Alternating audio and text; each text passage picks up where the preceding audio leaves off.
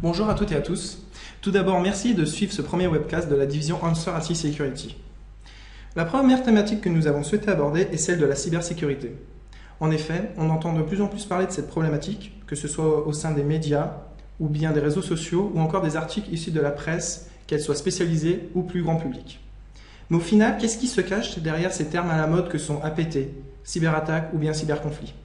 Et surtout, quels sont les enjeux qui s'appliquent réellement à notre environnement et aux structures au sein desquelles nous travaillons tous les jours? C'est ce que nous allons essayer de vous présenter au travers de ce webcast, tout en s'efforçant de rester sur des composants génériques et ne pas aborder trop de points techniques. Ces points seront de toute façon abordés dans de futurs webcasts. Nous allons donc commencer par une première présentation très rapide. Donc, pour ma part, je m'appelle Benoît Ramillon. Je suis au sein d'Answer, j'assume au sein d'Answer deux fonctions, celle d'IT Security Consultant et celle d'IT Security Manager.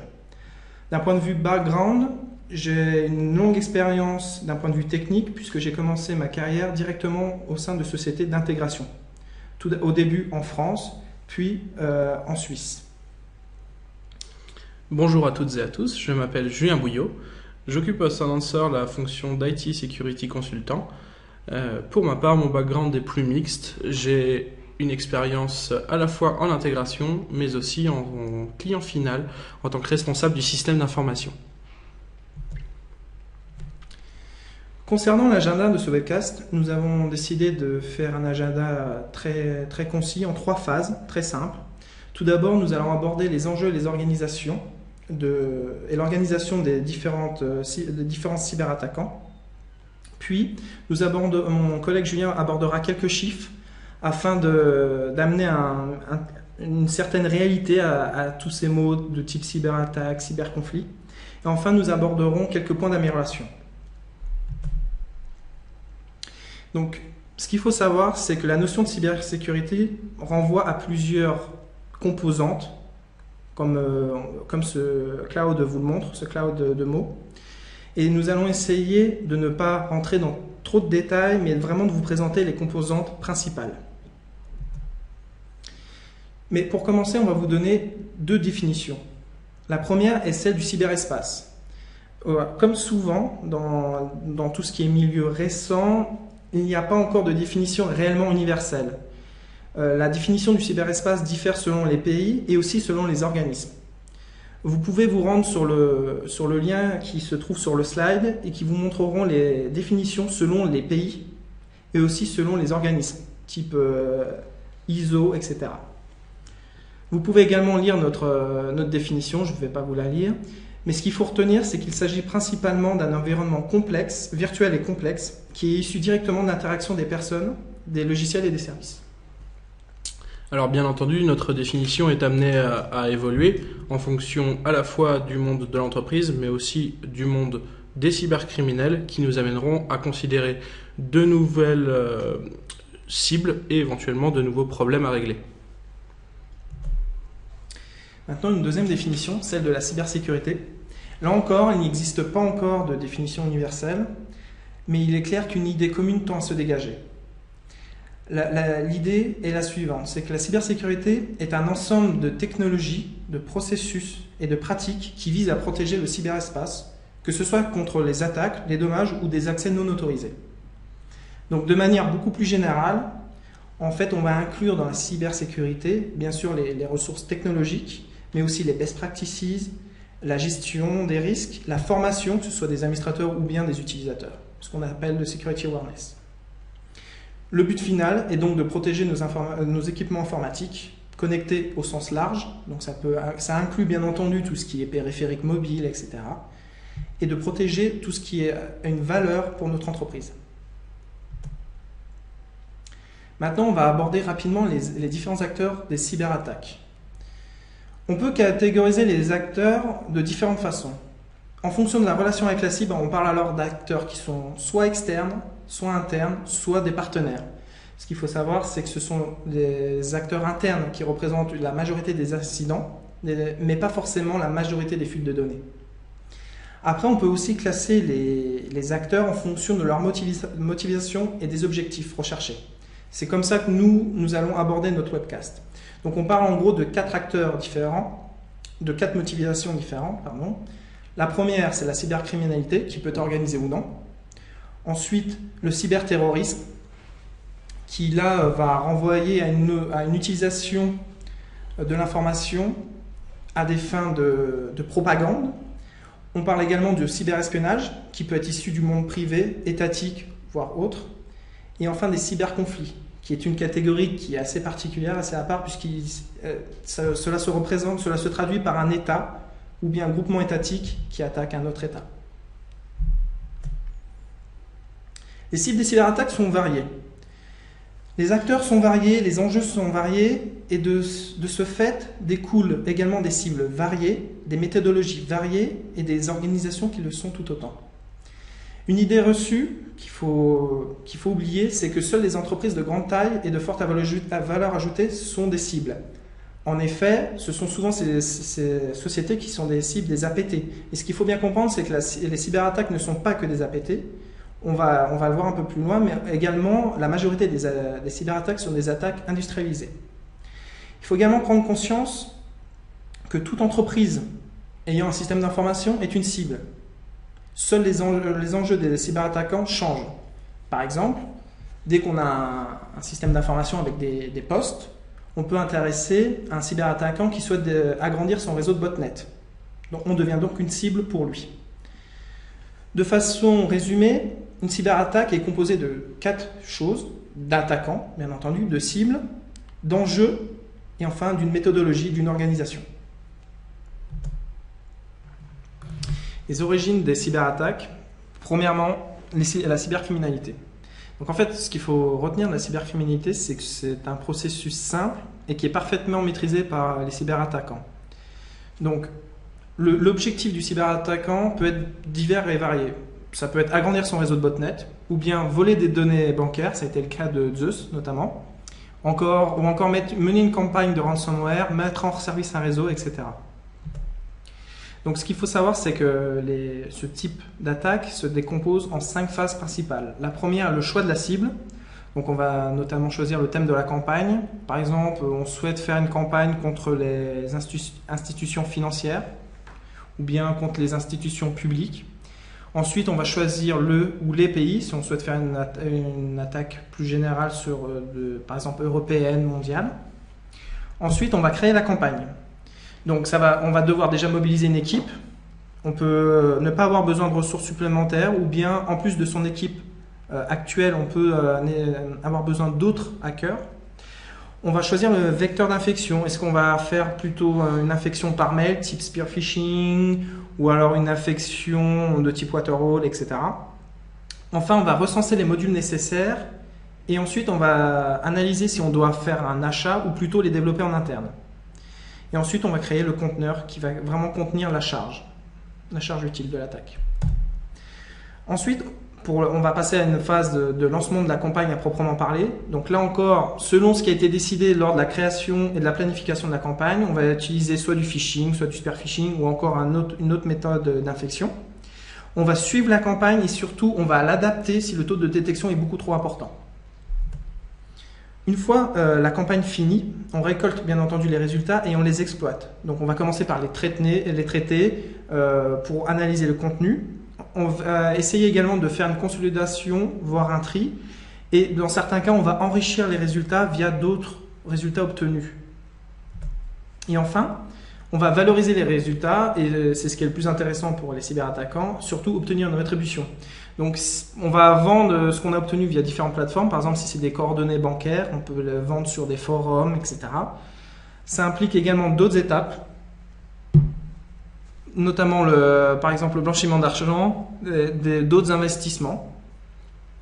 En résumé, ce qu'il faut bien comprendre, c'est qu'on a affaire à un processus qui se corrige lui-même, dont les criminels vont se servir pour améliorer leurs résultats et gagner encore plus d'argent, puisqu'ils sont financièrement motivés. C'est leur seul intérêt. Voilà.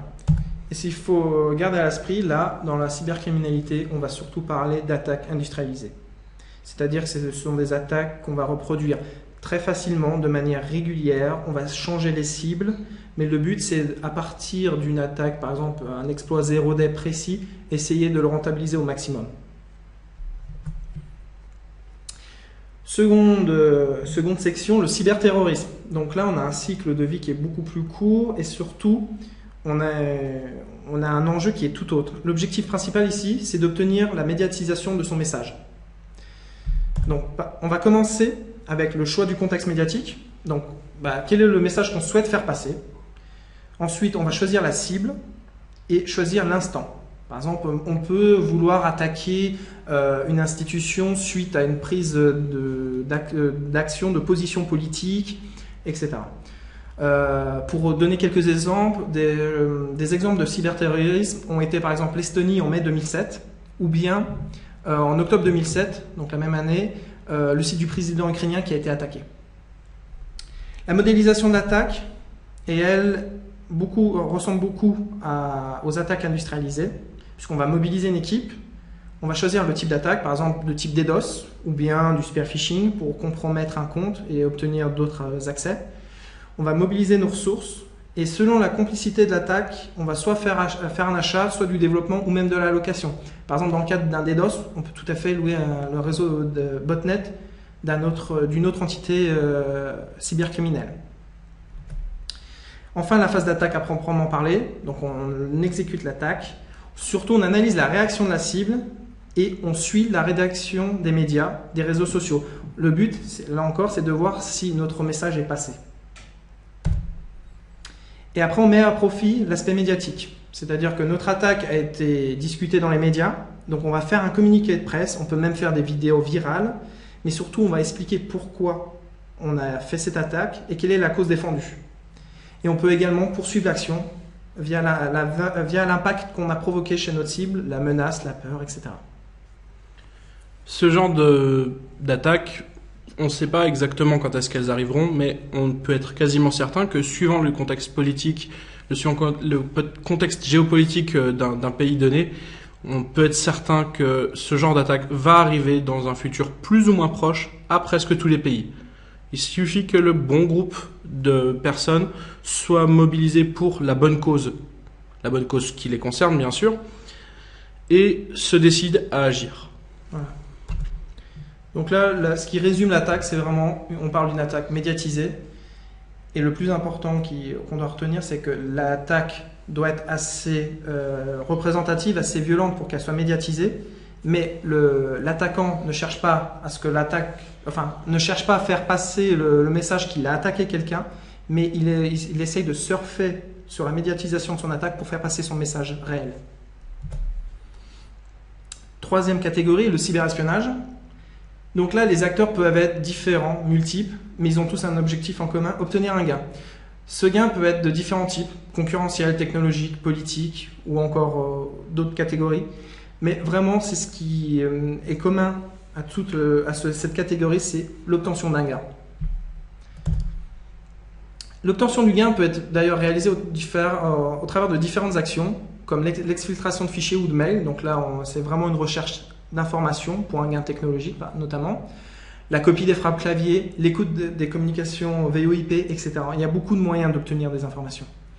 L'attaque elle-même est en 4 phases encore. Donc la planification, donc on va choisir les informations qu'on souhaite obtenir et déjà choisir son mode opératoire. Ensuite, on a toujours une étape de préparation où là encore on va mobiliser une équipe. Est-ce que les ressources qu'on a au sein de son équipe interne est suffisantes ou alors est-ce qu'on doit faire appel à des profils entre guillemets externes? Ensuite, on va collecter les informations sur la cible afin de modéliser une attaque qui a un maximum de chances de réussir. Puis on la conçoit et ce qu'il faut savoir dans ce type d'attaque, c'est qu'elles sont toujours testées et validées. Ce genre d'attaque prend du temps, a un coût financier non négligeable qui sera, si l'attaque est un succès, largement amorti, on est d'accord, mais pour s'assurer de ne pas faire du travail pour rien, on va tester et valider l'attaque. La phase d'attaque à proprement parler, il s'agit tout d'abord d'une compromission initiale. En général, donc ça c'est un schéma assez générique, toutes les attaques ne répondent pas à ce schéma, mais c'est le schéma qui se dégage le plus généralement. Donc on a une compromission initiale qui va conduire à une élévation de privilèges. De là, on va faire une reconnaissance du système d'information, réaliser des mouvements latéraux si nécessaire, et enfin exfiltrer les données. Et la dernière étape, l'étape d'exploitation, donc on va analyser les données récoltées, on va mettre un terme à l'attaque et surtout, on va supprimer au maximum les traces qu'on a laissées afin de compliquer une éventuelle analyse post-incident, type forensique. Pour le défendant, le but est bien sûr d'arriver avant la phase d'exploitation et surtout avant la fin de l'attaque. Le but de l'attaquant est de ne pas se faire voir, d'avoir un gain et, si possible, de ne pas se faire voir. Donc, si le défendant arrive trop tard, il est possible qu'on sache qu'on a été attaqué, mais impossible de savoir sur quoi, pourquoi et par qui. Et c'est là qu'il faudra qu'on travaille. Voilà. Donc là, on parle clairement d'attaque spécifique, on cible quelqu'un de précis, on ne parle plus d'attaque industrialisée. Donc ce sont des attaques plus rares mais à forte valeur ajoutée et ce sont des attaques dites invisibles. Le but c'est de rester invisible le plus longtemps possible, comme le dit le slogan en anglais, plus on restera invisible, plus on pourra obtenir des informations. Pour rappel, beaucoup d'attaques, enfin les attaques de type APT sont classées dans cette catégorie et on détecte malheureusement en général les attaques des mois après leur début. La dernière catégorie, qui nous intéresse peut-être moins en tant que particulier, ce sont les cyberconflits. Donc là, on parle clairement d'acteurs de type étatique, ça peut être des groupements ou des États seuls. Par exemple, pour le cas Stuxnet, c'était plus une association des États-Unis avec Israël. Donc dans ce cas précis, on a 4 phases également. On va avoir le choix de la cible. Donc, est-ce qu'on va cibler une personne précise, une organisation, un complexe industriel? Si je reprends le cas Stuxnet, c'était un complexe industriel qui permettait de faire de l'enrichissement nucléaire. On va déterminer le résultat qu'on souhaite. Ça veut dire qu'on peut soit essayer d'exfiltrer des informations pour savoir ce qui est en train de se préparer, ou bien vouloir avoir une action destructive et ainsi ralentir son ennemi. Et ensuite, on va choisir le mode opératoire. Ensuite, la planification de l'attaque. Là encore, on retrouve dans un cadre assez générique. Mobilisation des équipes, collecte d'informations sur les acteurs primaires, voire collecte d'informations sur des acteurs secondaires, et une formalisation du planning. Là, on est vraiment dans de l'attaque planifiée. On a accès à un budget très important puisque c'est un budget de type étatique. Et on va vraiment mettre en phase une méthodologie de suivi de projet. C'est vraiment un projet. La conception de l'attaque à proprement parler, donc on va choisir le type d'attaque, est-ce que ça sera APT ou bien un DDoS de grande envergure, etc. On va rechercher des vulnérabilités. Là encore, on va développer ou acheter les modules nécessaires. Les États peuvent eux aussi faire appel à passer par le marché noir pour acquérir des exploits, 0-day ou autres. Et enfin, comme dans les attaques de type cyberespionnage, on va faire des tests et de la validation. Le but est de s'assurer que l'attaque sera fonctionnelle. Et l'attaque à proprement parler, l'exécution de l'attaque peut être plus ou moins longue. Et surtout, on va monitorer l'évolution de l'attaque. Voilà.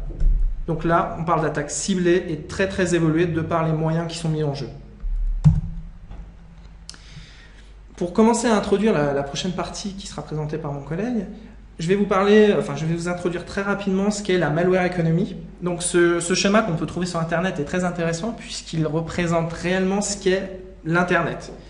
Donc il y a vraiment une partie visible qui est à la surface, un petit peu comme un iceberg, c'est ce qui est le plus petit au final, la plus petite part. Et enfin il y a ce qu'on appelle le deep web, où il faut utiliser certaines méthodes pour se connecter. On va parler de sites ou de forums qui ne sont pas référencés par les différents moteurs de recherche. Et c'est sur ce forum ou ces sites qu'on va trouver des ressources. Donc on va retrouver des ressources, par exemple des informations. On va trouver des forums pour se mettre en contact avec des hackers, des équipes, ou alors pour pouvoir acquérir des exploits ou louer des services de type botnet, DDoS. Par exemple, si vous souhaitez mettre hors d'état d'usage le site de votre concurrent pendant quelques heures, quelques jours, c'est quelque chose que vous pouvez tout à fait louer. On vous a présenté les 4 différentes origines possibles des attaques comme étant différentes, mais il ne faut pas voir ça comme des silos qui sont complètement isolés les uns des autres. Il y a des débordements et des échanges entre eux, c'est-à-dire qu'il y aura des échanges économiques comme on pourra le voir un peu plus tard. Voilà. Donc, en un slide, je vais essayer de vous présenter rapidement cette structure, les outils qui sont derrière et surtout ce que vient d'introduire Julien, les échanges. En effet, on a parlé de 4 acteurs, en gros de 4 types d'attaques. de 4 enjeux, 4 motivations, mais beaucoup de choses se regroupent. Déjà, la notion du marché noir, de la malware economy est derrière du deep web. Ce qu'il faut savoir, c'est que tout se vend ou tout se loue. C'est ce que je vous ai dit, on peut tout à fait louer un réseau de type botnet, ou alors on peut louer un package avec un malware, la structure des serveurs command and control et le support, parce qu'il ne faut pas croire, mais ces gens font également le support technique. Et tout ça pour quelques centaines d'euros ou centaines de dollars par mois. Donc tout s'achète, mais tout s'achète également. Ça veut dire qu'un attaquant peut également, s'il se rend compte que pour son projet il nécessite une vulnérabilité ou un exploit 0-day, l'acheter en ligne parce qu'il ne souhaite pas passer de temps à chercher lui-même un exploit 0-day ou une vulnérabilité 0-day. Il veut gagner du temps. Bref, il peut aussi monnayer ce dont il a besoin. Il peut également louer des compétences pour un projet donné. On peut tout à fait trouver des développeurs, etc. Donc c'est un marché qui est prêt. Ce qu'il faut vraiment retenir, c'est que c'est un marché parfaitement structuré et organisé. L'objectif, c'est que ce soit les acheteurs ou les vendeurs, tous doivent y trouver leur intérêt. Par exemple, un groupe de Black Hat peut très bien trouver un exploit 0-day dont ils ont besoin pour lancer leur campagne d'affection. La structure est robuste, aussi bien d'un point de vue organisationnel que technologique. Les forums cachés dans le deep web sont très bien maintenus. On fait vraiment attention à ce que les gens qui passent des annonces soient vraiment professionnels. On a une monnaie qui est derrière ça, c'est le Bitcoin. Donc c'est une monnaie qui est de plus en plus connue dans le monde public, mais sachez que c'est une monnaie qui est très très utilisée sur ce type de forum. L'avantage, c'est qu'il n'y a pas de traces. Il y a d'autres types de monnaies décentralisées qui seront bien sûr utilisées, mais c'est celle qui ressort le plus en ce moment. Et ce qu'il faut savoir aussi, c'est que ce marché noir, cette malware economy, renvoie également à d'autres actes délictueux, notamment le blanchiment d'argent. On peut tout à fait trouver actuellement sur Internet des témoignages d'anciens Black Hat qui faisaient partie d'équipes où on voit qu'en fait ils gagnaient beaucoup d'argent, mais ils avaient une nécessité de le blanchir. Du coup, ils pouvaient tout à fait acheter un salon de coiffure ou bien d'autres structures pour vraiment blanchir l'argent. Et un exemple d'offre, vous pouvez aller sur le site. C'est un site qui est accessible directement sur Internet, qui n'est pas dans le deep web, où on loue en fait une offre professionnelle de DDoS. C'est assez intéressant à voir en fait. Et là, un autre exemple d'offre disponible. Donc, on a trouvé ça assez rapidement. Donc, on voit en fait que c'est quelqu'un qui loue ses services, soit pour faire du social engineering ou bien pour développer des exploits 0-day, etc. Et en bas de la page, on voit le coût de ses prestations. C'est quelqu'un qui fait des prestations comme un consultant en sécurité le ferait. Donc voilà pour cette partie. Je vais passer la parole à mon collègue qui va vous présenter la partie sur les chiffres qui se cachent derrière tout ça. Eh bien, merci Benoît. Ma partie va en effet se concentrer sur les chiffres et va surtout essayer de se concentrer à expliciter et mettre en contexte tout ce que des études de sécurité faites par des éditeurs en solutions de sécurité ont remonté comme statistiques et les mettre en relation avec toutes les notions qui ont été évoquées dans la première partie. La première chose à laquelle il faut penser, c'est mais à quoi peut servir un PC hacké ? Ce slide répond à la question quelle est la valeur d'un ordinateur privé ? Il peut servir à beaucoup de choses, comme on peut le voir, pour des fins de statistiques avec des comptes et des mots de passe, les crédentiaux de mots de passe, servir d'otage dans une opération de faux antivirus, héberger des services pour d'autres cybercriminels ou encore servir dans un réseau de botnet. Un réseau d'entreprise, lui, n'aura pas la même valeur parce qu'une partie des choses ne sera pas forcément présente, comme les comptes vers les réseaux sociaux ou les jeux en ligne, mais il aura d'autres valeurs. Pour un attaquant déterminé, comme un cyberespion, il permettra d'accéder à des données confidentielles qui sont recherchées par une entreprise concurrente, par exemple. Ici est représentée la manière dont peut fonctionner la malware economy. On voit qu'il y a une victime, le petit smiley, et on voit qu'il y a surtout beaucoup d'intermédiaires. Et ils sont tous intéressés financièrement. Comme on peut le voir, ils ont tous un intérêt dans une opération. Ici, dans une opération de compromission d'un ordinateur, chacun va prendre sa petite partie de la transaction et a donc un intérêt à hacker n'importe quel PC, que ce soit un PC d'entreprise ou un PC personnel. La malware economy, c'est beaucoup de biens virtuels. Ça peut être des informations de carte de crédit, des comptes email, des identités de personnes. Mais en quoi est-ce que ces informations ont de la valeur et surtout, quelles sont les plus demandées? Les statistiques de ce tableau montrent que on a une évolution, on a peu d'évolution pour les places hautes du tableau, que sont les informations bancaires et de carte de crédit, avec juste une évolution dans la valeur de celle-ci, que les comptes email, vu la généralisation des adresses email et la protection grandissante autour de ces emails, est toujours assez demandée, mais par contre la valeur a relativement baissé. Et enfin, on voit que de nouveaux biens sont apparus. Les outils d'attaque sont apparus seulement dans le top 15 des attaques à partir de 2009. Avant, ce n'est pas qu'ils n'existaient pas, mais ils étaient moins demandés, possiblement moins achetés et développés en interne. La valeur est importante, donc la malware economy se met à offrir de nouveaux services, ce qui est totalement normal dans une économie de services. Quelques exemples de prix. Tout s'achète, comme l'a déjà dit Benoît. On peut voir le prix d'un botnet qui sera de 200$ pour 2000 bots, ce qui est relativement raisonnable. Dans le cas où on veut faire tomber un site d'un concurrent, on peut voir que pour faire tomber pour une journée un site concurrent, ça va nous coûter entre 30 et 70$, ce qui est finalement dans la gamme de prix de beaucoup d'entreprises aujourd'hui.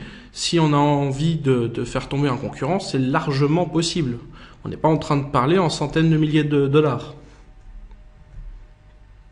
De la même manière, il y a des services qui sont un peu plus chers, comme des exploits et des services d'installation de malware, qui en plus seront dépendants de l'endroit où on veut s'installer. Si on cherche à faire une opération particulièrement en France, en Suisse, en Allemagne, eh bien cela ne sera pas le même prix que, par exemple, on peut le voir si on choisit un mix global de cibles qui n'auront pas forcément la même valeur. Les vecteurs utilisés pour compromettre les gens, c'est simple. Qu'est-ce qui reste dans la sécurité de l'entreprise? Facilement accessible, l'email, bien sûr. Et il reste un vecteur encore très prisé des cyberattaquants. On peut voir l'évolution du nombre de virus par email. On peut voir qu'il y a peu d'évolution globalement, une augmentation en 2011, mais un retour dans la moyenne en 2012. Et surtout, on peut voir que 23% des malwares sont des URL en 2012. Et comme l'a si bien dit Julien, on va rester sur des bases fonctionnelles. Là encore, je le reprécise, mais le but des cyberattaquants, c'est de gagner de l'argent. Du coup, on va utiliser des moyens, des vecteurs d'infection dont on est sûr qu'ils sont ouverts. Toute entreprise a besoin de mails. Si j'envoie un mail, je ne suis pas sûr que l'utilisateur va ouvrir le mail, mais au moins je suis sûr qu'il va le recevoir. À part bien sûr si on utilise des mails trop génériques qui seront catégorisés par anti-spam. Mais on est sûr que le vecteur mail, toute entreprise en a besoin et donc c'est un flux qui est ouvert. On a beaucoup sécurisé dans les dernières années l'email, alors on peut se dire on est tranquille avec du spam, ça ne va pas passer. Et surtout, beaucoup d'entreprises ont mis en place de la sensibilisation. Alors on peut se dire mais alors on est tranquille avec du phishing, il y a peu de chances que je sois pris. Les statistiques montrent le contraire. On peut voir que si on fait une campagne qui contient 3 emails, eh bien on a quand même plus de 50% de chances d'avoir un clic dans cette campagne, ce qui est quand même énorme. De la même manière, si on prend une campagne qui contient 6 emails, alors bien sûr on ne parle pas d'adresses email générées au hasard, on parle d'une liste d'adresses email achetées sur le marché noir, mais avec 6 emails, les statistiques montrent qu'en moyenne, on a une 80% de probabilité d'avoir au moins un clic sur notre URL ou notre malware embarqué. De la même manière, le vecteur web est la deuxième grosse cible utilisée par les cybercriminels. L'email, on doit envoyer l'email à une personne. Le web, c'est une manière différente de procéder puisque c'est l'utilisateur qui va aller sur le web, soit par un lien qu'on lui aura envoyé, soit par habitude de naviguer sur Internet. Le navigateur, comme on peut le voir sur le schéma de gauche, est la cible préférée des cyberattaquants parce que c'est beaucoup plus simple d'attaquer un navigateur que de faire une injection SQL sur une base qui n'est pas dans notre contrôle. Un cybercriminel peut tout à fait en installer un sur un ordinateur sous son contrôle et avoir tout loisir de faire les tests qu'il veut. Et comme l'a si bien dit Julien, on utilise bien sûr dans le cas de l'infection web, on va de plus en plus utiliser, c'est ce qu'on remarque en tout cas, l'attaque de type de waterhole, donc enfin le point d'eau. En fait, l'objectif, c'est vraiment, pour ceux qui ne connaissent pas ce type d'attaque, c'est on va vraiment recenser les habitudes de navigation des utilisateurs de notre cible et on va infecter les sites les plus visités. C'est vraiment ça. Ça veut dire que comme dans la jungle africaine, les prédateurs vont se mettre autour du point d'eau et attendre que leur cible arrive pour boire et les attaquer. Donc là, on se rend compte que c'est de plus en plus utilisé, d'autant plus que les utilisateurs communiquent de plus en plus sur leur façon de naviguer, sur leur historique de navigation. Et donc c'est quelque chose de plus en plus utilisé parce qu'on arrive même à cibler précisément les cibles qu'on souhaite attaquer.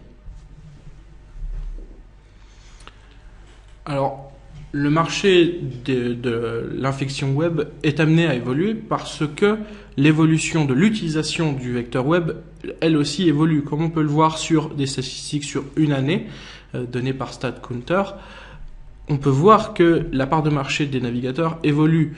Donc, en conséquence, comme on est dans une économie de marché, les utilisateurs changeant d'habitude de consommation, eh bien, les cybercriminels vont eux aussi changer de cible. D'autant plus qu'on voit également que l'évolution de la technologie fait qu'on va utiliser d'autres périphériques pour naviguer, notamment l'utilisation de tablettes ou de smartphones. Et du coup, le cyberattaquant se retrouve face à de nouveaux marchés, on va dire, de nouvelles perspectives. Et il est parfaitement conscient que s'il infecte ces nouvelles plateformes, qui ont aussi leur navigateur web, il pourra accéder à d'autres types d'informations qui sont elles aussi monnayables. Un carnet d'adresses personnel est monnayable, mais un carnet d'adresses professionnel l'est d'autant plus. La situation de la Suisse par rapport à ces statistiques, elle est dans la moyenne. On voit juste une petite modification des statistiques concernant Internet Explorer. L'utilisation d'Internet Explorer est plus élevée que dans la moyenne internationale, mais on voit que globalement, il y a une modification de l'utilisation et on peut prévoir une modification de l'offre des infections web dans le futur en étant certain du résultat. Le vecteur web, c'est aussi des plugins et des navigateurs. Et ils auront tous forcément des vulnérabilités. On peut les garder à jour, ça c'est recommandé et nécessaire. Mais malgré ces campagnes de patching, on est dépendant de la qualité de code offerte par l'éditeur. Et on est certain que tout logiciel aura au moins une vulnérabilité. Personne n'est infaillible, c'est normal. L'important est donc de s'en prémunir au maximum et surtout de limiter et de contrôler l'usage de plugins comme Flash ou Java qui sont des vrais vecteurs importants de vulnérabilité. Comme j'ai déjà pu l'évoquer, il y a une évolution des outils utilisés par les cybercriminels. Ce graphe représente la part de marché utilisée par les toolkits d'attaque web sur l'année 2013. Sur l'année 2012, pardon, c'est le rapport de 2013. On voit que il y a une évolution de la part de marché de ces toolkits, mais que globalement, on est certain que le volume d'attaque ne va pas diminuer. On sait juste qu'il y aura d'autres types d'attaques qui vont apparaître.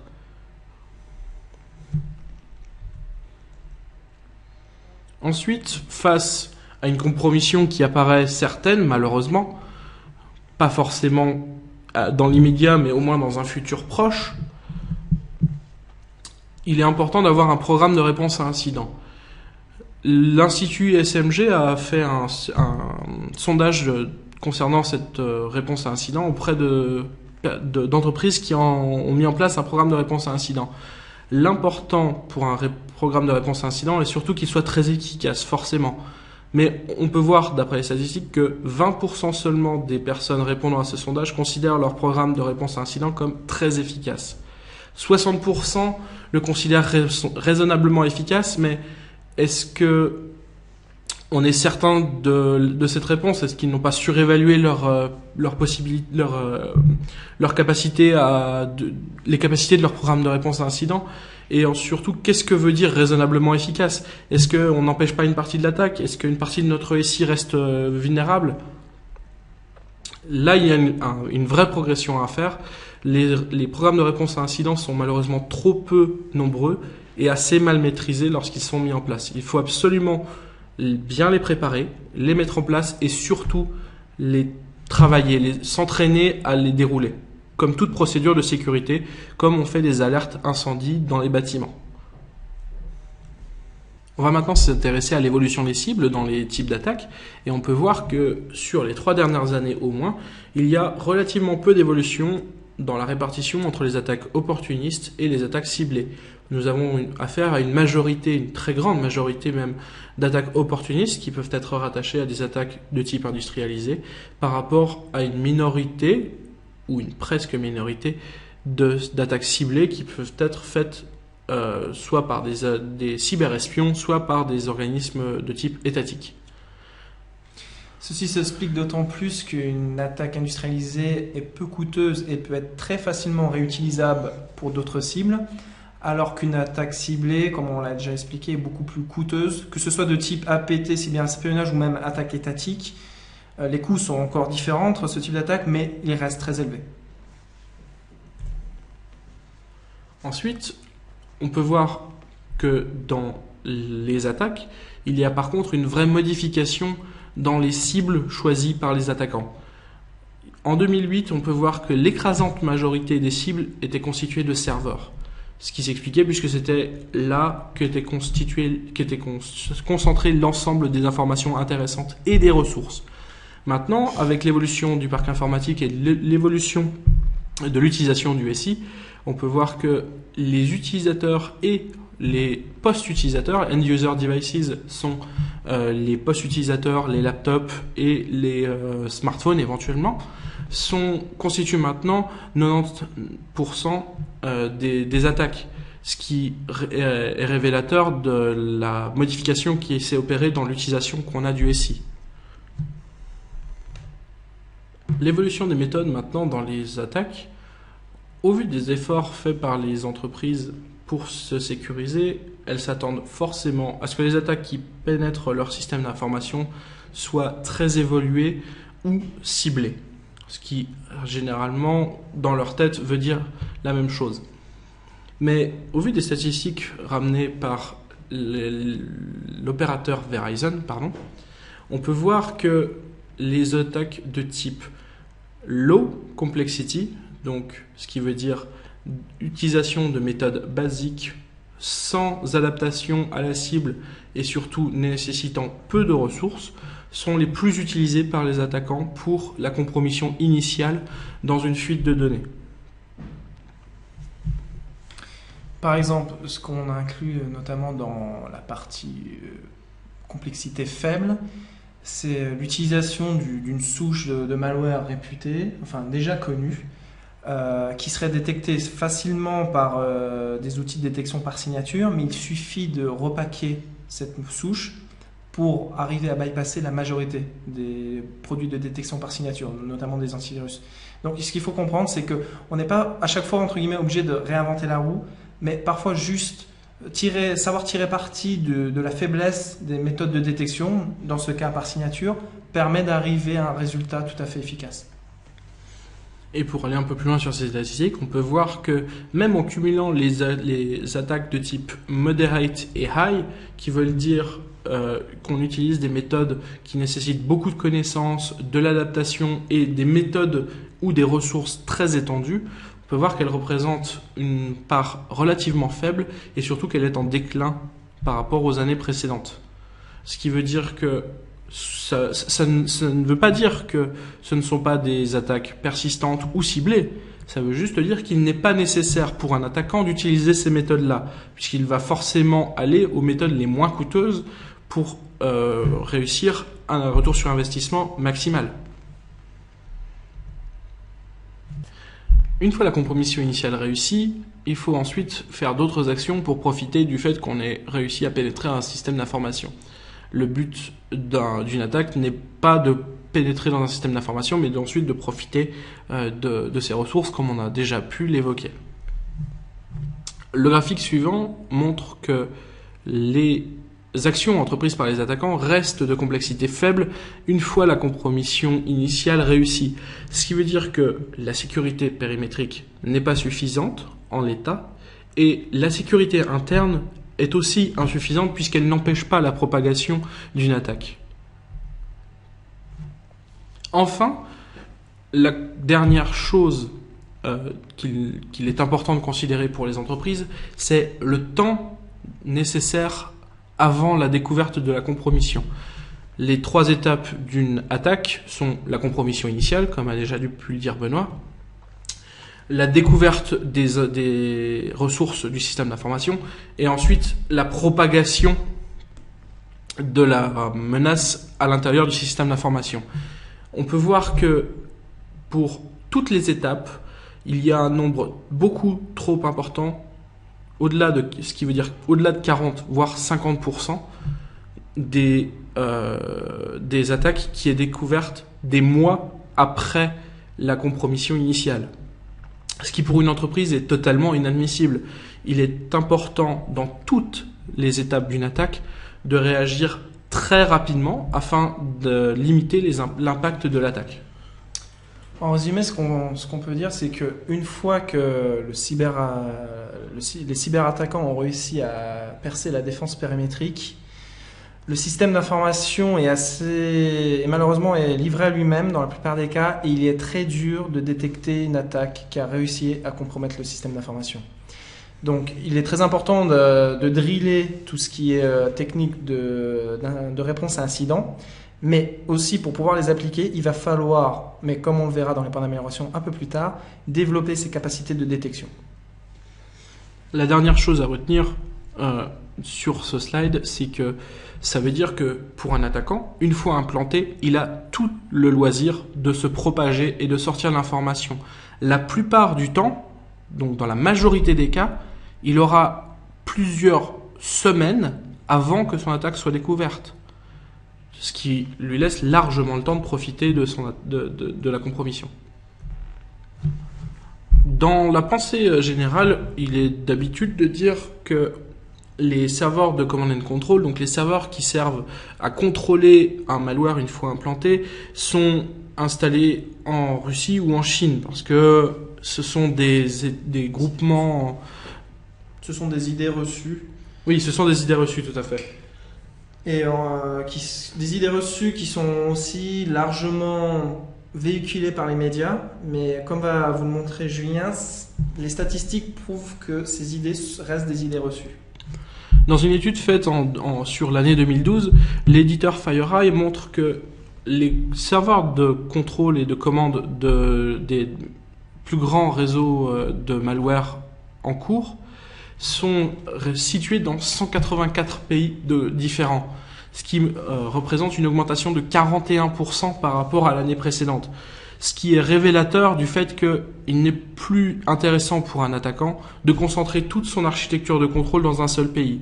Déjà parce que il est beaucoup plus facile pour un défendant de le cibler ou pour une société de sécurité d'aller investiguer sur les serveurs d'un pays particulier, mais aussi parce que il est beaucoup plus simple pour un attaquant de rester dans le même pays. Généralement, pour les entreprises multinationales, par exemple, les restrictions en place pour les échanges dans le même pays sont beaucoup moins importantes que lorsque des données doivent sortir du pays. Il est donc beaucoup plus intéressant pour un attaquant d'avoir un serveur de contrôle exactement dans le même pays que sa cible. De plus, ça peut permettre également aux attaquants, dans une moindre mesure, de jouer sur les différentes lois qui existent, les différentes législations qui existent entre les différents pays. Je vais maintenant procéder à une rapide chronologie des faits marquants pour la malware economy dans l'année 2012. Chaque mois possède son lot d'informations intéressantes, mais je ne vais pas tous les évoquer. On peut noter dans le mois de mars que une brèche de données incluant Visa et Mastercard vise des compagnies de cartes de crédit et expose des données confidentielles pour 1,5 million de comptes clients, ce qui est une brèche de données très importante, particulièrement pour ces clients. On peut aussi voir que tout au long de l'année, différentes plateformes sont ciblées, telles que les Mac, les réseaux sociaux. Par exemple, ici, nous pouvons voir que LinkedIn souffre une brèche de données qui expose là aussi des millions de comptes, mais aussi des informations sur des botnets qui sont démantelés par des sociétés de sécurité ou des organisations telles que le FBI. Et enfin, on peut voir que même les plateformes mobiles sont concernées puisque des vulnérabilités sont découvertes ainsi que des malwares sont découverts sur les plateformes mobiles. L'année 2012 n'est pas particulièrement calamiteuse, c'est-à-dire qu'elle est dans la norme des années précédentes en termes d'événements de sécurité. Et on peut aussi rajouter à tout ça, si on prend par exemple l'année 2013, qui a déjà commencé, qu'en plus de tous ces événements vraiment liés à des attaques à la malware economy, il existe aussi d'autres problèmes de sécurité qui peuvent être liés aux éditeurs eux-mêmes.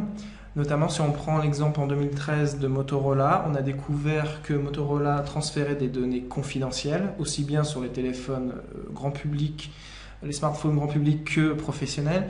Et donc il faut aussi prendre conscience qu'il n'y a pas que la malware economy, mais qu'il peut y avoir d'autres facteurs extérieurs qui sont tout aussi compromettants. Enfin, nous ne rapportons que ce dont nous avons conscience.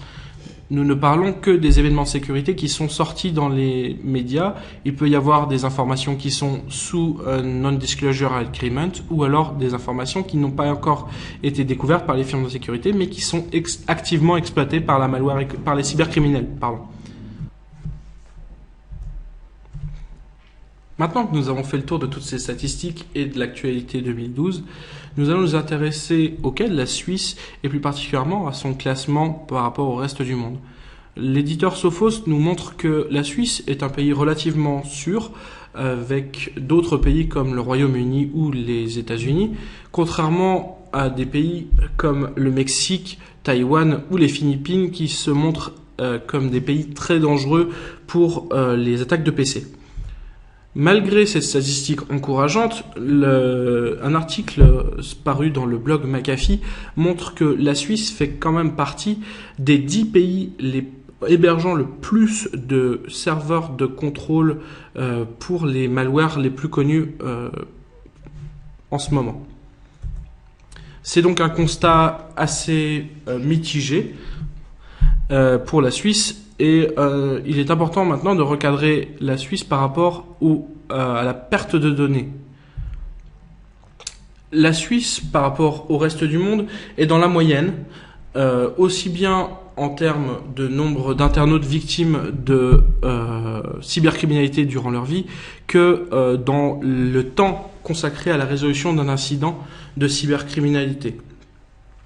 C'est donc un constat encourageant, mais il y a encore du travail à faire.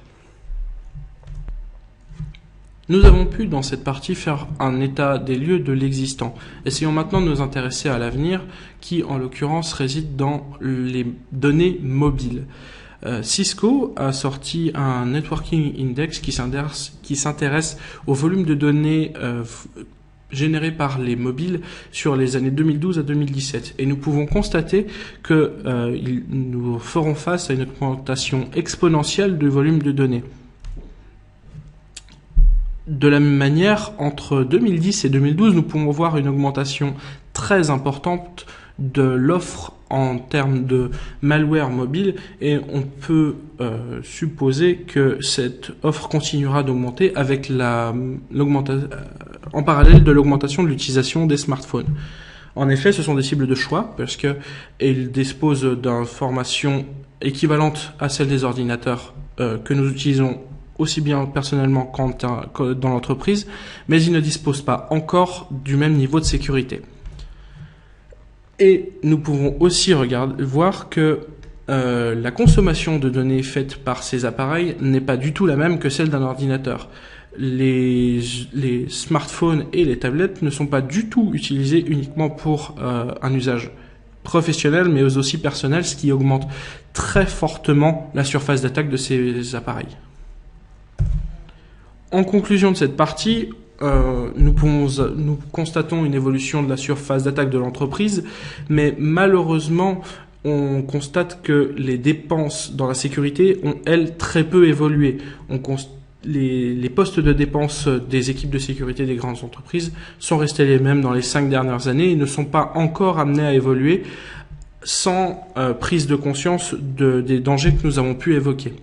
Malgré cela, il y a la présence d'un marché du malware et du hack et une réelle accessibilité des outils qui ne sont plus des choses réservées à des États ou des groupements de type mafieux disposant de moyens importants, mais presque toute entreprise peut utiliser de ces outils illégaux afin d'en tirer un avantage. Comme l'a déjà dit Benoît, toutes les entreprises sont une cible potentielle, soit pour une attaque industrialisée en profitant des infrastructures, des données et des informations d'identification des utilisateurs, ou alors, dans le cas d'attaques ciblées, pour récupérer des secrets industriels, des données confidentielles, ou alors pour dégrader l'image extérieure d'une entreprise. Et si on imagine le cas d'une organisation internationale qui serait compromise et qui se mettrait à communiquer de manière raciste, xénophobe ou misogyne sur des réseaux sociaux, la perte d'image et la perte financière conséquente serait tout aussi importante qu'un secret industriel pour une entreprise industrielle. La prochaine évolution du SI que l'on peut prévoir, c'est une migration des données vers le cloud, le mobile, et il faut donc se prémunir des futurs risques liés à ce marché. Merci Julien pour cette présentation détaillée et tous ces chiffres qui nous permettent de vraiment contextualiser toutes ces menaces et ce qu'est les cyberattaquants et les cybermenaces. Maintenant, je vais attaquer la dernière partie. On va donc aborder les points d'amélioration. Donc, ce sont des points qu'on a pu lister au travers de nos différentes analyses et également ce qu'on a pu voir chez nos différents clients. Donc, un point de situation actuel.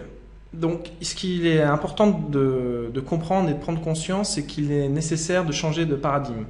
En effet, on a passé les 20 dernières années à vraiment développer la prévention et la sécurité périmétrique. On a mis un très fort accent dessus, notamment via les firewalls, tout ce qui est proxy, les UTM, etc.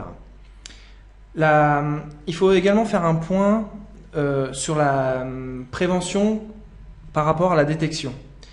La prévention est faillible. Alors bien entendu, on peut également dire que la détection est faillible. Oui et non. En fait, la détection simple via un seul mode de détection, par exemple par signature, est clairement faillible, surtout à l'heure actuelle. Par contre, une détection, lorsqu'on parle de détection, on parle de quelque chose de plus évolué qui va se baser sur différents critères, différentes méthodologies de détection. Et la détection, ce qu'il faut garder également à l'esprit, c'est que la prévention, c'est important. Mais si la prévention échoue, la seule façon de réagir, c'est la détection. C'est ça qui nous permettra de mettre en œuvre nos procédures de réponse à incident. Donc, il est clair qu'il faut développer nos capacités de détection. Il faut également évoluer et passer d'un mode de défense qui est purement statique, voire semi-dynamique, vers vraiment vers un nouveau mode qui va mettre en valeur une notion de dynamisme beaucoup plus importante. En effet, les attaquants ont sur les défenseurs un grand avantage, c'est qu'ils ont toute la possibilité de tester. Ils sont dans le beau rôle. S'ils essayent 1000 fois et que ça passe une fois, ils ont gagné. Alors qu'à l'inverse, pour un défenseur, c'est le contraire. Si ça ne passe qu'une seule fois, c'est déjà perdu. Du coup, lorsqu'on parle de mode de défense plus dynamique, ça va passer par différentes étapes. En fait, ça peut déjà passer par la sensibilisation. Ça veut dire qu'un utilisateur qui reçoit un mail de spear phishing, qui détecte ça comme du spear phishing, va alerter les équipes IT. On est déjà dans un cadre dynamique de communication entre les différents acteurs. On peut également mettre en place beaucoup plus de dynamisme via les relations, les interactions entre nos différents produits de sécurité. On peut tout à fait imaginer qu'une solution de détection de compromission de poste dialogue avec une autre solution orientée sur le NAC et qui lui indiquerait à cette dernière de mettre en quarantaine le poste afin de le couper du réseau. Donc voilà, il faut vraiment chercher à induire plus de dynamisme dans sa défense. Ensuite, il est clair que la détection par signature est insuffisante, surtout qu'on parle, selon les éditeurs, entre 120 000 et 200 000 nouvelles menaces par jour. Donc il faut qu'on évolue. La détection par signature est insuffisante, elle doit rester présente, mais on doit aussi ajouter de nouvelles méthodes de détection, qu'elles soient comportementales ou basées sur des techniques de forensique. D'un autre côté, malheureusement, à l'heure actuelle, trop peu de sociétés sont capables de lister leurs données sensibles et surtout leur emplacement. Combien de sociétés négligent les mobiles, les données sensibles qu'ils comportent, notamment en Suisse, il existe des données qui ne doivent pas sortir du pays, mais très souvent les consultants, les VIP voyagent et prennent avec eux leur smartphone et les données qui sont contenues. De la même manière, en interne, il est rare que les entreprises soient dans la capacité immédiate de fournir à leurs responsables ou à un organisme d'audit la liste entière des personnes ayant accès à leurs données sensibles. Ils sont capables généralement de donner une liste supposée. Voici la liste des personnes qui sont censées accéder à nos données sensibles. Mais il existe pourtant des solutions qui le permettent, mais peu de sociétés mettent en place ces solutions. Et pourtant, c'est très important, il me semble, de savoir qui accède à ces données sensibles, de vérifier qui l'accède, qu'est-ce qui en est fait et l'évolution du nombre de personnes. Tout en sachant que ce qu'il faut garder également à l'esprit, c'est que dans la plupart des attaques recensées, qu'est-ce qui est recherché, qu'est-ce qui a de la valeur, c'est les données sensibles. Donc savoir à quel emplacement elles se trouvent, quels sont les droits d'accès, est une chose primordiale pour élaborer un plan de défense efficace. Toujours dans les points primordiaux, le patch management. Il est difficile, voire quasiment impossible, de mettre en place une sécurité efficace sur un système d'information qui n'est pas à jour, qui est vulnérable. Donc bien sûr, il existera toujours des vulnérabilités, 0 day, mais déjà être sûr que son parc est à jour et que tous ses périphériques sont patchés est une chose très importante. D'autres points qu'il ne faut pas négliger, beaucoup de personnes pensent que l'application des bonnes pratiques pures permet de se prémunir face aux attaques évoluées. C'était une chose qui paraît séduisante mais qui s'avère fausse dans la pratique. En effet, beaucoup de gens vont vous dire il suffit de ne pas ouvrir les pièces jointes de mails issus de personnes qu'on ne connaît pas, certes, mais si un RH reçoit un CV malicieux, le travail du RH est quand même d'étudier le CV, surtout si ce CV, comme par hasard, correspond à une candidature à un poste ouvert. Il est naturel pour le RH d'ouvrir le CV et donc d'ouvrir une pièce jointe malicieuse. Le gain en sécurité par rapport à sa surface d'attaque n'est pas suffisamment corrélé. C'est-à-dire que souvent, lorsqu'on décide d'un projet, lorsqu'on décide d'investissement en sécurité, il faut toujours corréler cet investissement par rapport au gain sur sa surface d'attaque, d'un point de vue sécurité. Ça veut dire qu'il faut déterminer sa surface d'attaque, savoir quels sont nos points forts et nos points faibles, et essayer d'optimiser nos dépenses en sécurité afin de répondre au mieux aux points faibles de notre défense. Pour le principe Vous m'excuserez, mais je n'ai pas respecté la règle des 7 points, mais parce qu'en fait, il y a beaucoup de choses à dire. Mais pour le principe de la défense en profondeur, c'est là encore un peu la même chose. Ça veut dire qu'on en parle souvent, beaucoup de sociétés pensent l'appliquer, mais c'est pas toujours le cas. On en parlera un peu après. Et enfin, les procédures de réponse à incident sont malheureusement trop peu jouées lorsqu'elles existent. Je dis bien lorsqu'elles existent. Et comme l'avait si bien illustré Julien avec l'exemple des procédures d'évacuation en cas d'incendie, ces procédures de réponse à incident doivent absolument être drillées, doivent être entraînées et surtout doivent être rédigées sur le papier. C'est pas parce qu'on n'a pas d'équipe de réponse à incident qu'on ne doit pas avoir de procédure. Juste mettre sur le papier, coucher sur le papier que on détecte une compromission, on contacte tel partenaire car ils ont des compétences en forensique, par exemple, c'est déjà établir une procédure. Cette procédure doit aussi inclure des choses périphériques à la technique. On ne doit pas simplement prévoir comment endiguer la menace, mais aussi se dire qu'il faut prévoir des budgets exceptionnels, qu'il faut des personnes responsables disponibles, qu'il nous faut des interlocuteurs dans tous les départements afin de pouvoir communiquer à l'interne et à l'externe sur ce qui nous arrive.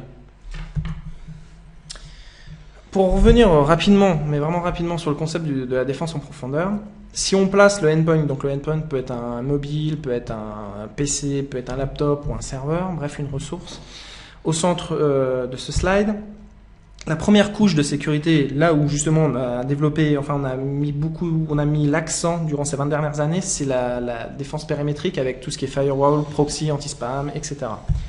Ensuite, pour certaines sociétés, on a également investi sur l'IPS, donc la détection, la prévention d'intrusion, mais basée sur des signatures. Donc on est encore sur un mode de détection par signature. Sur tous les endpoints, en général, on trouve un antivirus. Donc là encore, une détection par signature. Voire parfois un HIPS. Donc toujours de la détection de la prévention d'intrusion, mais via signature, voire parfois un moteur comportemental. Pour les sociétés qui sont sensibles à la protection des données, on va aussi rajouter d'autres couches de sécurité. Ça va être du chiffrement des données, mais ça va être aussi parfois du DLP, que ce soit du host ou du network. Et enfin, pour les sociétés les plus matures, on va parfois avoir des projets de SIEM qui sont mis en place. Je dis plus mature puisque, en fait, pour arriver à conduire un projet SIEM qui arrive à terme et dans de bonnes conditions, il faut avoir une certaine maturité. Vraiment savoir ce que l'on cherche à détecter. Et donc, si on cherche à détecter certaines choses, c'est qu'on y est sensible. Donc, cela renvoie au fait qu'on a déjà analysé sa surface d'attaque. L'objectif, donc, c'est de conserver ce principe de défense en profondeur. On ne va pas révolutionner, mais vraiment d'y rajouter des nouveaux éléments qui permettent des détections complémentaires via d'autres méthodes de détection notamment. Et on va essayer d'aller plus loin que la détection par signature. Donc nos axes de progression, sachant on les a quand même déjà un peu expliqués sur les slides précédents, mais ce qui est vraiment important de retenir, c'est que les systèmes en place ne sont pas inutiles, loin de là. La détection par signature est importante puisqu'elle permet de bloquer tout ce qui est déjà connu. Et on est quand même sensible à des menaces connues. Après, les points primordiaux que j'avais cités précédemment, c'est que avant d'aller plus loin, il existe des prérequis. Donc, les deux prérequis, les principaux, sont répertorier toutes les données sensibles, leur emplacement, qui peut y accéder. Ensuite, maintenir un parc sain. Donc, c'est du patch management et également du vulnerability assessment. Ensuite, ce qu'on peut mettre en place, et ce qui est vraiment nécessaire, puisque ce qu'il faut vraiment prendre conscience, c'est que les attaquants ont plusieurs semaines, voire plusieurs mois pour apprendre à vous connaître. Donc, il faut que vous-même, vous vous connaissiez parfaitement. Du coup, il faut savoir exploiter les informations que vous avez déjà en place, qui existent déjà au sein de votre système d'information, et ce sont les logs. Et d'autres informations qui peuvent éventuellement être recueillies via d'autres outils. Donc là, on pense tout de suite à la mise en place d'un SIEM, voire parfois même d'un SOC. Mais déjà, avoir vraiment le réflexe d'analyser ces logs, c'est quelque chose de très important. Sensibiliser les utilisateurs est clairement un point essentiel puisque, comme on l'a vu, les deux principaux vecteurs d'infection utilisés sont l'email et le web. Et donc, clairement, ce sont les utilisateurs qui sont ciblés, notamment via des campagnes de phishing, voire du spear phishing. Et même si on a déjà évoqué le fait que la sensibilisation est faillible, le but est ici de rendre la vie difficile à l'attaquant. Si on peut éviter que notre utilisateur clique sur n'importe quel lien, eh bien, autant le faire. Ça va pas révolutionner la manière dont il travaille. Ça va lui demander un tout petit peu de temps de cerveau et normalement, pour protéger l'entreprise, il est capable de le fournir. Tout à fait. Et enfin, il faut vraiment prendre en compte les mobiles. Donc, que ce soit les smartphones, les tablettes, ou alors les mobiles de type corporate, comme les laptops. Ces mobiles contiennent de plus en plus d'informations sensibles, confidentielles. Il faut garder à l'esprit que c'est ce qui se monnaie le plus sur le marché noir, et donc c'est ce qui va être ciblé. Donc, de facto, il faut vraiment les insérer dans sa politique de protection et pouvoir également sensibiliser les utilisateurs à leur utilisation. Ce qui doit être mis en place, ce qui peut être encore mis en place. Donc, comme on a pu le dire un peu sur les slides précédents, Julien, c'est que déjà évoluer d'un modèle de défense statique vers un modèle plus dynamique. Interaction entre les produits, interaction entre les acteurs du système d'information. Ensuite, développer ses capacités de détection via l'implémentation d'outils de détection comportementale notamment. Et déterminer sa surface d'attaque, la comprendre et la réduire est vraiment primordial. La réduire, ça passe notamment via le patch management, mais aussi du hardening de systèmes, des systèmes critiques. Il faut avoir des procédures de hardening. Ensuite, quelque chose de très important, c'est assurer un suivi détaillé des comptes privilégiés. Pourquoi ? Puisqu'en fait, ce qui se passe, c'est que, comme on l'a dit, une fois la compromission initiale établie, le plus généralement, on arrive avec des accès assez restreints au sein du système d'information. Donc, avant tout mouvement latéral et avant de pouvoir vraiment faire une étape de reconnaissance, il va falloir avoir une étape d'élévation de privilèges. Donc, pouvoir savoir si des comptes sont utilisés, donc des comptes existants, ou alors on voit que des comptes sont nouvellement créés, c'est quelque chose de très important et ça doit lever des alertes. Car un attaquant, via un exploit 0dev, via un exploit plus classique, peut arriver à créer un compte et lui affecter les droits administrateurs, et c'est ce compte qu'il utilisera dans ses mouvements latéraux. Déterminer l'empreinte OSINT, donc l'OSINT c'est l'Open Source Intelligence de sa société. Alors, c'est quelque chose qui peut sembler superflu, mais comme je vous l'ai dit, les attaquants ont plusieurs semaines, plusieurs mois pour vous connaître. Pour assurer une campagne de spear phishing très efficace, rien de plus simple, il suffit de collecter un maximum d'informations. Ça passe par de l'OSINT, ça passe par du social engineering. On rendra d'autant plus le social engineering compliqué qu'on diminuera sa surface d'exposition d'un point de vue informationnel. Donc ça prend en compte bien entendu ce qui est communiqué sur la société via les médias, via le site internet, via les communiqués de presse, mais également via les employés sur des réseaux type LinkedIn, etc. De plus, ça engage d'autres choses auxquelles on ne pense pas forcément, mais par exemple lorsqu'on publie des offres d'emploi, notamment pour quelqu'un qui doit travailler dans l'IT ou dans la sécurité, directement mettre sur un site d'offre d'emploi qu'on recherche quelqu'un qui a d'excellentes compétences sur tel ou tel éditeur, c'est renseigner les attaquants sur quelles sont les technologies qu'on utilise. Enfin, deux derniers points, c'est développer les compétences, si on peut, si on a le budget pour avoir des gens, liés à la réponse aux incidents, et surtout créer des procédures, sensibiliser les gens qui vont devoir être impliqués au moment T, et enfin simuler, les entraîner, les driller.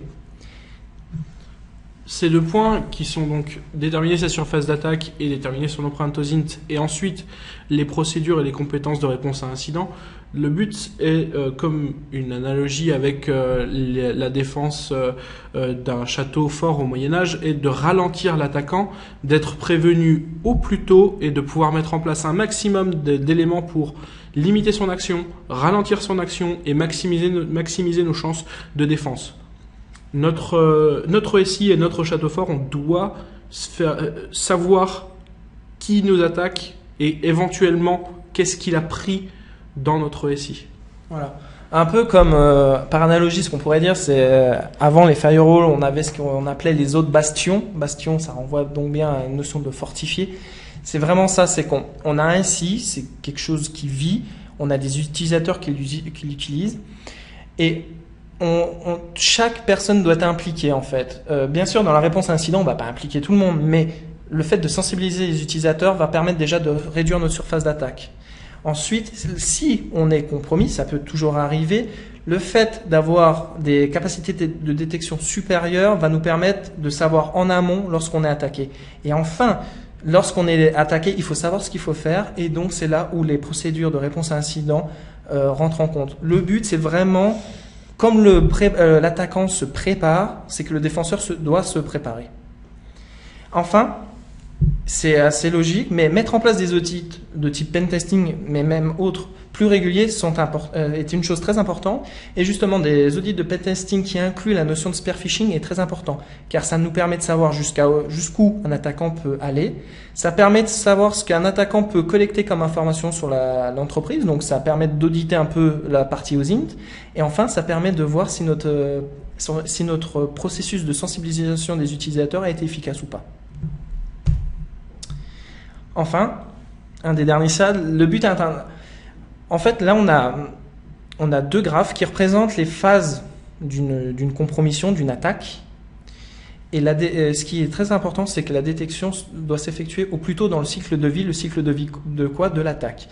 C'est-à-dire que dans le premier cas, on voit que souvent la détection se fait soit au niveau des communications avec le serveur CNC, donc Command and Control, et donc soit avant ou soit pendant que les cyberattaquants procèdent aux actions. Donc actions, c'est des mouvements latéraux, récupération des données. Le but, l'idéal, ce serait de pouvoir être alerté au moment de la distribution. Notamment, on reçoit un mail de spear phishing avec une pièce jointe malicieuse dedans. Si on arrive à détecter à ce niveau-là, on est vraiment très en avant dans la phase. Il est clair qu'on aura beaucoup de mal à reconnaître une phase de reconnaissance, encore moins la phase de militarisation de la charge puisqu'elle se fait en interne et seulement en interne du côté cyberattaquant. Mais si on peut détecter dès le niveau distribution, alors là on marque beaucoup de points et on gagne du temps. Le gros intérêt pour le défenseur, c'est c'est d'être sûr que personne ne rentre dans notre SI. Une fois l'attaquant est à l'intérieur, si on est dans une phase de réponse à incident, on ne peut jamais être sûr qu'on a tout détecté. On est en train de revenir en arrière sur les actions de l'attaquant, mais on peut très bien passer à côté de quelque chose qu'il a particulièrement bien masqué. Alors que si on est au moment de la distribution, on l'empêche carrément de rentrer dans notre SI et de faire quoi que ce soit. Et c'est en ça que la défense doit progresser. Tout à fait. Donc voilà, nous en avons fini pour cette webcast qui, j'espère, vous aura plu. Il n'aura pas été trop longue. Pour tout vous avouer, on ne pensait pas faire aussi long. Pour résumer un peu ce qu'on a vu durant ce webcast, c'est qu'en fait les menaces ont évolué, les cyberattaquants ont évolué puisqu'ils ont compris qu'il y avait de plus en plus d'informations monnayables à exploiter, à récupérer. Et du coup, lorsqu'ils ont vu la défense évoluer au fil de ces dernières années, ils ont essayé de progresser plus vite que cette défense, que cette évolution. Et surtout, ils utilisent au maximum les choses qui fonctionnent, c'est-à-dire les flux ouverts tels que l'email, le web. Ce sont des choses classiques. Et malheureusement, le gros problème qu'on rencontre le plus souvent, c'est que les sociétés pensent être protégées à l'heure actuelle, puisque c'est vrai qu'au final, ils ont fait des investissements durant les 2 dernières décennies pour protéger ces deux flux. Mais on voit tout de suite que envoyer un CV avec une charge malicieuse à une RH, c'est quelque chose qui marche très très souvent et qui nous permet de compromettre un poste. Et une fois le poste compromis, on a son système d'information compromis. Donc c'est là où on se rend compte que les menaces ont évolué, les techniques ont évolué. Derrière, il y a un réel marché, ce qui forcément, dès qu'il y a un marché économique, ça motive l'évolution, la progression des attaquants. Et du coup, on se doit également de faire évoluer son système de défense. Notre but n'est pas de rendre toutes les entreprises paranoïaques. Comme on en a beaucoup parlé, le but est d'abord de déterminer sa surface d'attaque, de savoir en quoi nous sommes intéressants pour un attaquant. Il y a des entreprises qui ne seront intéressantes que pour de l'attaque industrialisée parce qu'elles disposent de postes à l'interne. Il y a des entreprises qui seront très intéressantes pour des concurrents. Notre but est donc de vous faire comprendre que les attaques ont évolué, ça les statistiques le montrent, Et les défenses sont insuffisantes. Les statistiques le montrent aussi, puisqu'il y a des brèches, il y a des fuites de données, il y a des malwares qui arrivent et qui sont détectés des mois après leur exploitation. Il faut absolument que chaque entreprise détermine quels sont les moyens à mettre en œuvre pour augmenter sa sécurité et derrière se mettre dans une phase de mise en place des solutions déterminées après cette phase d'audit, juste dans le but de réduire sa surface d'attaque. Voilà, et sa vitesse de réponse lors d'un incident. Et enfin, pour conclure, ce qu'on souhaitait également faire, c'était un webcast très neutre d'un point de vue purement produit, puisque on fait, chez Answer IT Security, on fait une partie intégration, mais également du conseil. Et ce qui est important de noter, c'est que chaque société doit faire cette étape de réflexion, comme l'a dit Julien, déterminer sa surface d'attaque, la comprendre, essayer d'ajuster ses budgets en fonction des menaces réelles par rapport à sa surface d'attaque toujours. Et du coup, parler produit, c'est quelque chose qui vient vraiment en second plan et qui est différent pour chaque société.